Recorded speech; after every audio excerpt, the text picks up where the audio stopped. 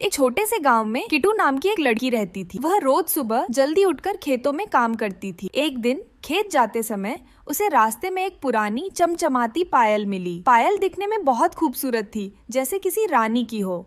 किट्टू ने उसे खुशी खुशी पहन लिया। उस रात जब किट्टू सोने गई तो उसे अजीब अजीब आवाजें सुनाई दी। किसी के चलने की आवाज, जैसे कोई पायल पहने कमरे में घूम रहा हो। किट्टू ने डरते डरते दरवाजा खोला, लेकिन वहाँ कोई नहीं था। वह सहम गई। डरते डरते वापस बिस्तर पर चली गई। अगले दिन गांव की एक बूढ़ी औरत ने किट्टू के पाँव में पायल देखी। उसकी आंखें चौड़ी हो गईं। उसने घबराते हुए कहा, बेटी, ये पायल मत पहन। ये पायल उस औरत की है जो यहाँ बरसों पहले मरी थी। जो भी इसे पहनता है उसकी मौत हो जाती है। किट्टू ने हंसकर बात को टाल दिया, लेकिन उस रात जब वह सो रही थी उसे ऐसा लगा जैसे कोई उसके बिस्तर के पास खड़ा हो। ठंडी हवा चलने लगी।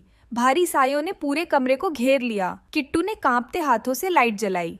तभी पायल खुद ब खुद उसके पैरों से उतरकर जमीन पर गिर गई और किसी ने धीमे लेकिन डरावने स्वर में कहा, पायल मेरी है। अगले दिन किट्टू ने डरते डरते वह पायल गांव के तालाब में फेंक दी। लेकिन कहते हैं वह पायल आज भी उसी रास्ते पर पड़ी रहती है जहां रिया को मिली थी। जो भी उसे पहनता है वह कभी वापस नहीं आता। क्या आप भी उस पायल को ढूंढने की हिम्मत करेंगे?